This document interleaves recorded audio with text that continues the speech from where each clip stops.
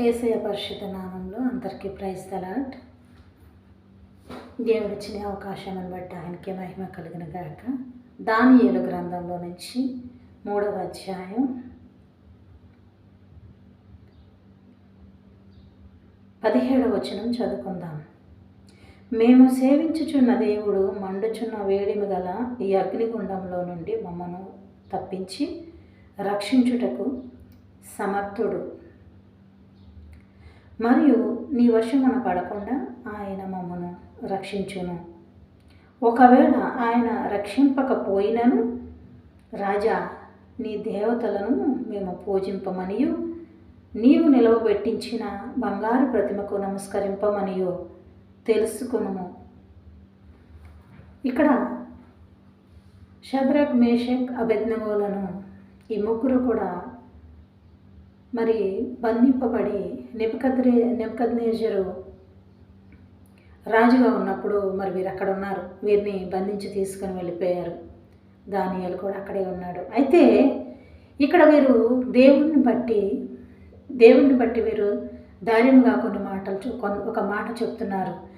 నెబుకద్నెజరు ఒక ప్రతిమను తయారు చేసి దాన్ని పూజించమని మరి దానికి నమస్కరించమని నేనే దేవుడిని అని చెప్పి ఆయన చెప్పినప్పుడు వారు ఏమంటున్నారంటే, మరి నీవు పెట్టించిన ప్రతిమకు మేము నమస్కారం చేయమని వారు చెప్తున్నారు. ఎందుకంటే నీవు దేవుడవు కాదు కనుక మమ్మల్ని సృష్టించిన దేవుడు యెహోవాయే. ఆయన బట్టి మేము సంతోషిస్తున్నాం, ఆయన బట్టి మేము ఆనందిస్తున్నాం. మా పితరుల దేవుడు ఆయనే, మా దేవుడు కూడా ఆయనే. మేము సేవించుచున్న దేవుడు మరి ఎంతో గొప్పవాడనియు మమ్మల్ని ఈ స్థితి నుంచి ఆయనే తప్పిస్తాడని, ఆయనే మమ్మల్ని రక్షిస్తాడని వారు ఎంతో కాన్ఫిడెంట్గా వారు మాట్లాడుతున్నారు.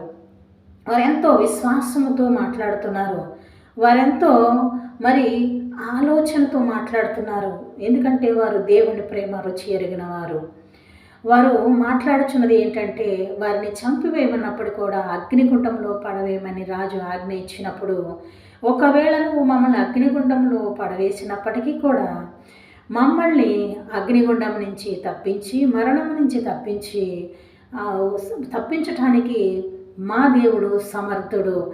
ఆయన ఒకవేళ తప్పించకపోయినను మరి మేము నీ ప్రతిమకు మేము నమస్కారం చేయమని వారు ఖచ్చితంగా చెప్తున్నారు. ఎందుకంటే మమ్మల్ని సృష్టించింది, మమ్మల్ని పుట్టించింది మరి యెహోవా దేవుడే. మేము ఆయన బిడ్డలము, ఆయన మాకు తండ్రి.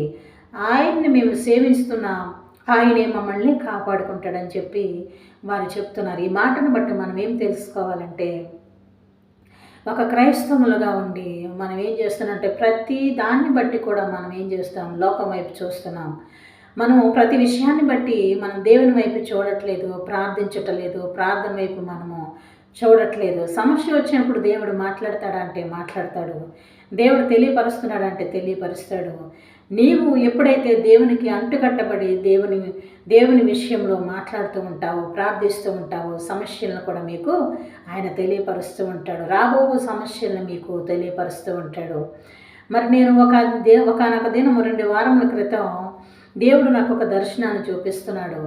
నేను మోకరించి ప్రార్థన చేసుకుంటున్నాను. అయితే నా చుట్టూ అనేకమైనవి జంతువులు, అనేకమైన ఏవేవో నా చుట్టూ తిరగటం నేను చూస్తున్నాను. ఆ దర్శనంలో చూస్తూ ఎండిన భూమి అనేక రీతిలుగా నాకు కనిపిస్తూ ఉంది. అయితే నాకు ఈ దర్శనం ఎందుకు ఇలాగా నాకు కనబడుతుంది అని చెప్పి నేను ఆలోచన చేసుకుంటూ ఉన్నాను. 2 రోజులు నేను ప్రార్థించుకుంటూ ఉన్నాను.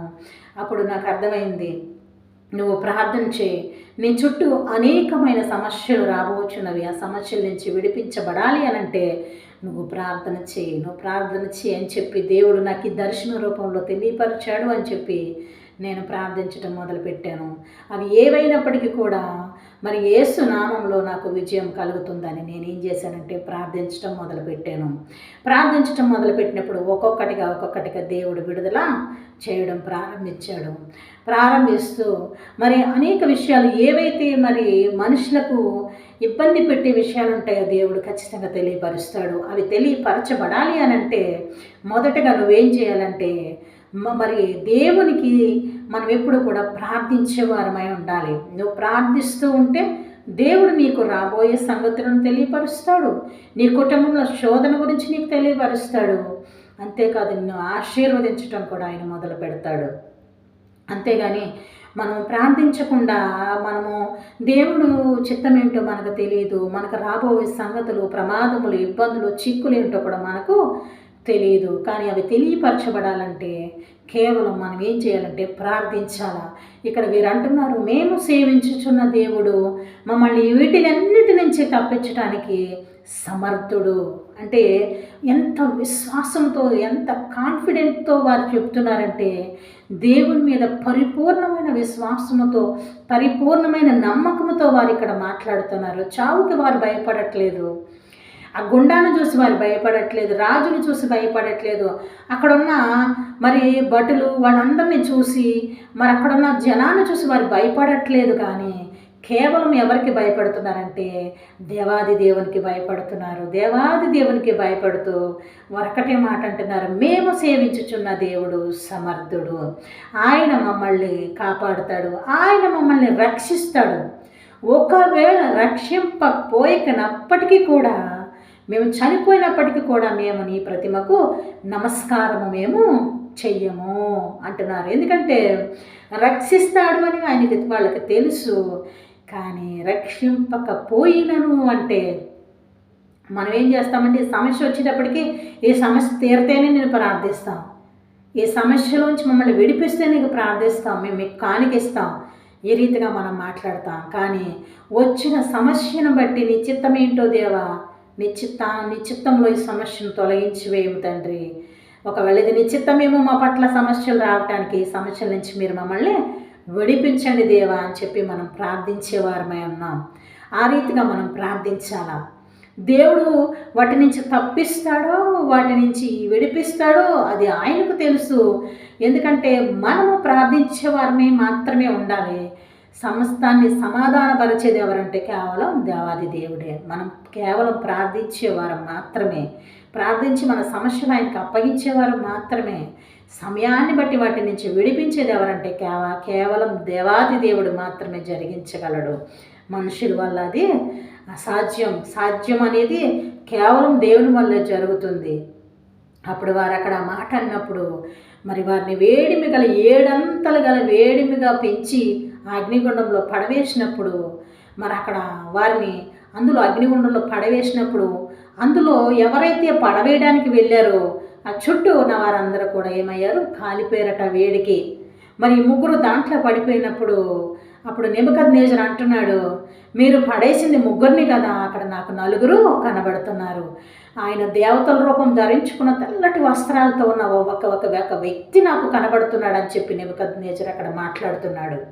మీరు వేసింది 3 కదా, నేను 4 చూస్తున్నాను, తెల్లటి వస్త్రాలతో ఉన్న అక్కడ ఒక వ్యక్తిని నేను చూస్తున్నాను, దేవతల స్వరూపంతో నేను చూస్తున్నాను అనేసి ఆ నెబుకద్నెజరు అక్కడ సాక్ష్యం ఇస్తున్నాడు.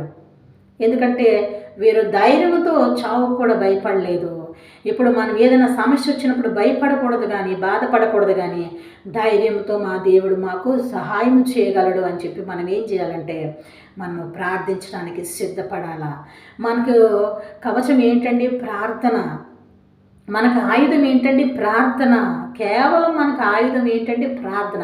సమస్య నుంచి విడిపించబడాలంటే ప్రార్థన చేసుకోవాలి.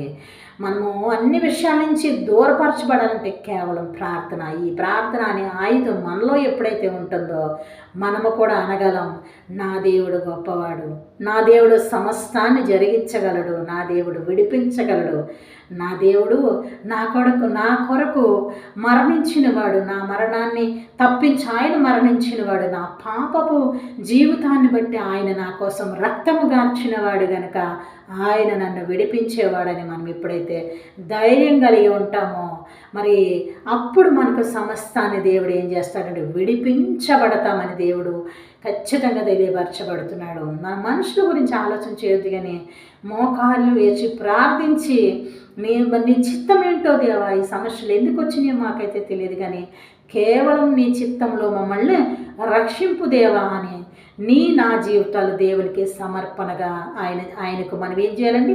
మన జీవితాన్ని సమర్పించుకోవాలి. మన జీవితం ఆయనకి ఎప్పుడైతే అప్పగించుకుంటామో ఆ క్షణం నుంచే దేవుడు ఏం చేస్తాడండి? మన జీవితం పట్ల ఆయన ఆలోచన కలిగి ఉంటాడు. నువ్వు ప్రార్థన మానేసి ఉన్నప్పుడు మరి దేవుడు నీకు సహాయం అయితే చేస్తాడు, నేను చెప్పట్లేదు చేయడని. కానీ మన విషయాన్ని బట్టి దేవుడు ఏ రీతిగా మనల్ని నడిపిస్తాడంటే కేవలము మనం ప్రార్థించటం వల్ల ఆయన మనకు తోడుగా ఉంటాడు. వీరిని అగ్నిగుండం నుంచి బయటకు తీసుకొచ్చి వారిని ఎప్పుడైతే దేవుడు బయటకు తీసుకొచ్చాడో ఆ రీతిగా మన సమస్యల నుంచి కూడా దేవుడు విడిపిస్తాడు. అంత శక్తి కలిగిన దేవుడిని మనము ఎరిగి ఉన్నాం, కలిగి ఉన్నాం. అంత మరి మనల్ని బట్టి ఆలోచన ప్రేమ కలిగిన దేవుడిని మనము కలిగి ఉన్నాము. అట్టి దేవుడిని మనం ఎప్పుడు కూడా మనం ఏం చేయాలంటే మహిమపరచాలా, ఆరాధించాలా, ప్రేమించాలా. అట్టి దేవుడిని మనం జ్ఞాపకం చేసుకొని ఉండాలి కనుక దేవుడు మనకి తోడై ఉంటాడు అని నేను ఈ మాటను బట్టి చెప్తున్నాను. మరి వీరికి తోడై ఉండి దేవుడు వారిని కాపాడి బయటకు తీసుకొచ్చాడు. అప్పుడు నెబుకద్నెజరు అంటున్నాడు, వీరి దేవుడు పూజార్హుడు, వీరి దేవుడు మరి మనం ప్రార్థించటానికి అర్హుడని ఆయనే చెప్తున్నాడు. నెబుకద్నెజరు కళ్ళు తెరవబడినాయి. అక్కడ నెబుకద్నెజరు మరి వాళ్ళ మాదిరికరమైన జీవితాన్ని జీవించారు. మా దేవుడు ఇంత గొప్పవాడని వారి ప్రవర్తన వల్ల వారు అక్కడ తెలియపరిచారు. అదే రీతిగా మనము కూడా మన దేవుని గురించి మనం తెలియపరచబడాలి. మనం మాదిరికరమైన జీవితం జీవించాలంటే మన విషయాలను కూడా మనం ఏం చేయాలండి, మనము కూడా గొప్ప మాదిరికరమైన జీవితాన్ని జీవించాలా.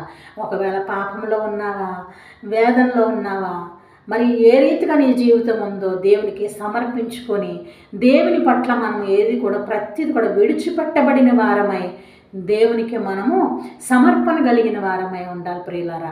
ఆ రీతిగా మనకి ఎప్పుడైతే మనము ఆయన్ని ప్రేమిస్తూ ఉంటామో ఆయన మనల్ని గాఢంగా ప్రేమిస్తూ అనేక విషయాలను బట్టి మనకు తెలియపరుస్తూ నీ కుటుంబంలోనూ నీలోనూ నీ జీవితంలోనూ గొప్ప మార్పును తీసుకొచ్చి దేవుడు మరి ఎంతగానో మనల్ని నడిపిస్తాడు. మనము కేవలం ఏం చేయాలో, ప్రేమించాలా, ఆయన నామాన్ని మనము గణపరచాలా. ఆయన్ని మనం ఎప్పుడు కూడా మరి ఆయనతో పాటు మనము సంతోషము సమాధానముగా ఉంటారని చెప్పి ఆయనే సెలవిస్తున్న ఆత్మతో మిమ్మల్ని నింపుతాను, నా ఆత్మ మీపై కుమ్మరిస్తాను, నేను మిమ్మల్ని అభిషేకిస్తానంటున్నాడు ఆయన. ఆయన ఇచ్చే అభిషేకము మనకు అవసరం. ఆయన కుమ్మరించే మరి ఆ ఆత్మ మనకి అవసరం. ఈ దినాలను బట్టి మనం ఆత్మ కుమ్మరించిన వారమే, అభిషేకింపబడిన వారమే దేవుని సన్నిధిలో మనం ఎప్పుడు కూడా మనము నిలిచిన వారమే ఉండాలి. ప్రతి విషయంలో కూడా ధైర్యం ఏంటంటే మా దేవుడు, మేము సేవించుచున్న దేవుడు సమర్థుడని మరి మరి వారు ఎలాగైతే చెప్పారో, షద్రక్ మేషక్ అబేద్నెగోలు ఎలా ఏ రీతికి అయితే ధైర్యంగా చెప్పారో మనము కూడా నా యేసయ్య గొప్పవాడు, నా యేసయ్య మమ్మల్ని నడిపించేవాడు, నా యేసయ్య మమ్మల్ని తప్పించేవాడు, మా యేసయ్య మాకు తోడుగా ఉన్నాడని మనం చెప్పదగిన వారమై ఉండాలి. మనము కూడా ధైర్యంగా ఉండాలి. ధైర్యంగా మన దేవుడిని మనము ప్రకటించేవారిగా ఉండాలి. అంతేకాదు మన ప్రవర్తన, క్రియలు, పద్ధతి, మన మాట అన్నిటిని బట్టి కూడా మనం ఏం చేస్తామంటే దేవునికి మరి మనము మన క్రియలను బట్టి, మన పద్ధతిని బట్టి, మన మాటను బట్టి మనము దేవుడిని గణపరిచేవారమై ఉన్నాం. క్రైస్తవులుగా ఉన్నామంటే ఫలానోడు క్రైస్తవులు ఈ రీతిగా ఉన్నారు, ఆ రీతిగా మాట్లాడుతున్నారు, ఈ రీతిగా ఉన్నారు, వీరి పద్ధతులు ఏంటి అనే రీతిగా మనం ఉండొద్దు. కానీ దేవుడిని గణపరిచేవారిగా మనము ఉండటానికి ప్రయత్నం చేద్దాం. ఈ విషయాన్ని బట్టి మరి ఈ మాటలు చెప్పడానికి దేవుడు నాకు ఇచ్చిన ఈ అవకాశాన్ని బట్టి దేవునికి మహిమ కలుగునుగాక. ఈ మాటలు మీ హృదయంలో నా హృదయ భద్రపరచబడునుగాక. ఆమేన్. ఈ కొద్ది మాటలను బట్టి యేసయ్యకే మహిమ కలుగునుగాక. ఆమేన్, ఆమేన్, ఆమేన్.